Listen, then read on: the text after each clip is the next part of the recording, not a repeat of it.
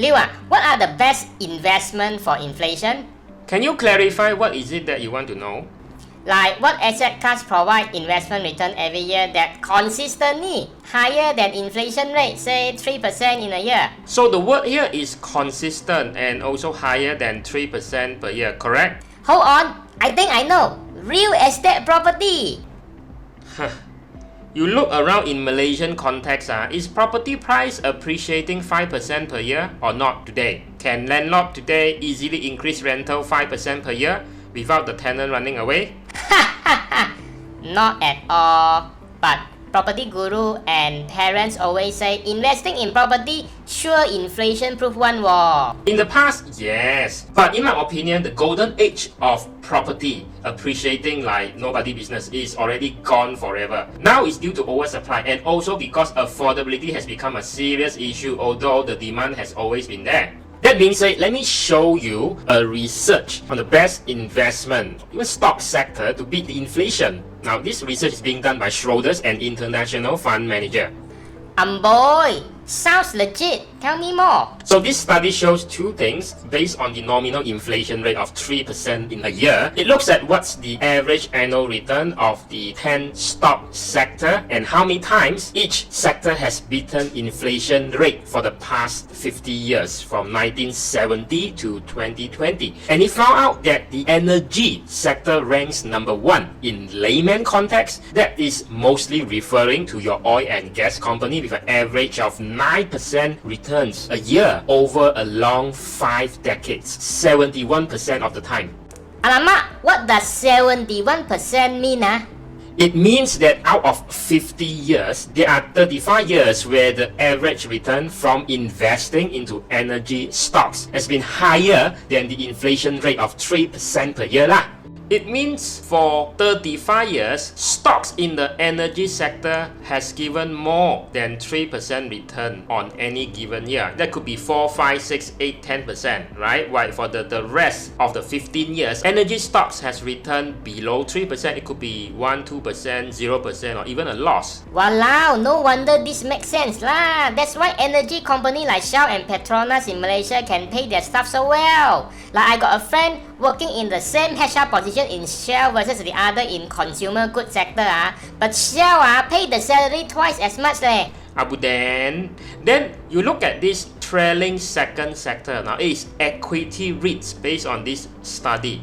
Real estate investment trust, it has beaten inflation rate 33 years out of the total 50 years. But the average return of REIT is only half of what the energy sector is at 9%, right? For REITs, it's 4.7. Now, that is still enough to beat inflation rate of 3% per year on average for the past 5 decades.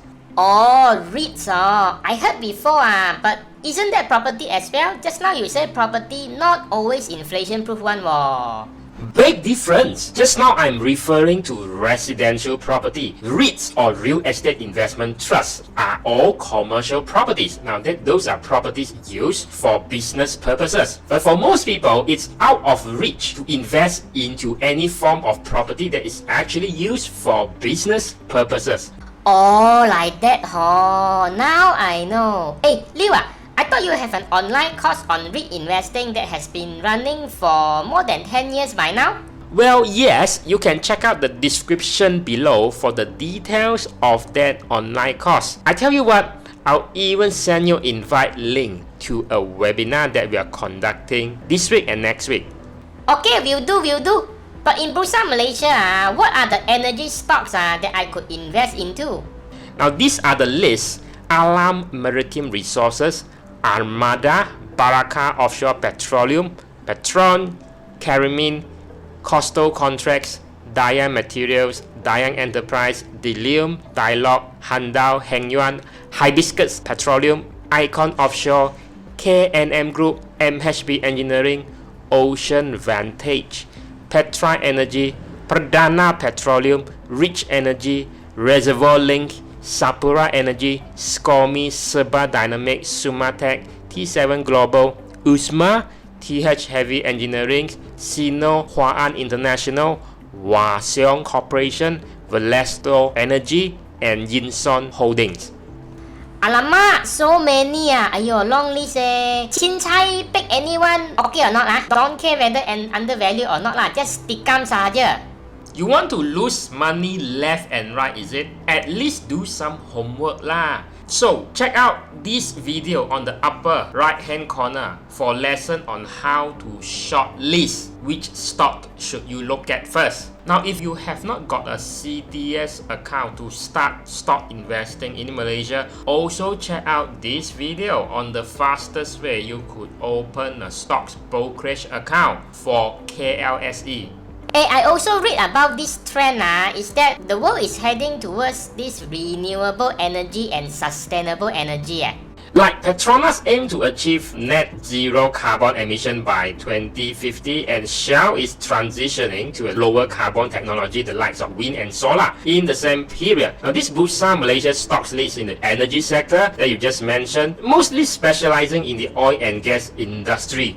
That's why investing is about evolving and adapting. If these upstream oil and gas contractor companies do not evolve in the next few years, their services will become obsolete soon, which means that holding onto these traditional oil and gas energy stocks will not make sense in the next 10 years, no matter how undervalued they are today. That's what I thought. So does it make sense also to look into renewable energy stocks? I'm so proud of your improved thought process, Padawan. Yes, absolutely. Remember recently I talked about investing in stocks which is tapping on the solar panel and electric vehicle trend? Yeah. Jun, you show me that there are gems to be found when you look hard enough combing through Bursa Malaysia one. Although my hand also itchy say if I want to invest into this renewable energy company or stocks in the US market actually I'm worried about the tax implication to me as a Malaysian. Can you enlighten me? Done! Watch this video in the upper right where I talk about it in detail. I'm also touching about the topic of robo-advisor as well. Alright, Liu. Wow, you got so many good info for free in this channel. How can I pay you for good insights like this? Very easy, because it is free of charge. If you have not done this already, give this video a like for the blood and sweat and tears I've put in over the years to not only educate you, but to entertain you. And when you love my video so much and sincerely want to support me by joining CF Liu Channel Insider membership for as low as 10 ringgit per month. Hey, by the way, is a 3% inflation rate assumption too low? My Padawan, statistically that is good enough, but it could be higher, it could be lower. The thing is, you have to look at your own spending pattern and see if the inflation is due to your personal inflation or not. Astaga. Personal inflation rate? What's that? Can financial stocks and consumer goods sector or stocks also can beat inflation rate from the research that you just showed me?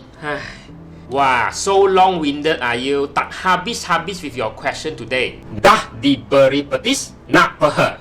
But I'm out of time today. You want to know how this other stock sector has performed in terms of beating the inflation? You click on the subscribe button below to get notified of part 2 next week. Don't forget to also check out this related video lesson on sustainable investment strategies and emerging sustainability trend that you want to pay attention to going forward in the investment world. I hate to see you miss out on these important lessons. Quick tap on the like button if you have found this useful. I would really appreciate that, and subscribe to get notified of similar videos like this. New videos out every week. You remember or not, in the 90s, the government even launched something called Campaign Inflasi Sifau. Mana logic one? Zero inflation. Last time we are so dumb, we go and write essay based on zero inflation some more. Aiyo, astaga. Yeah, wow, now thinking back, really laugh die me.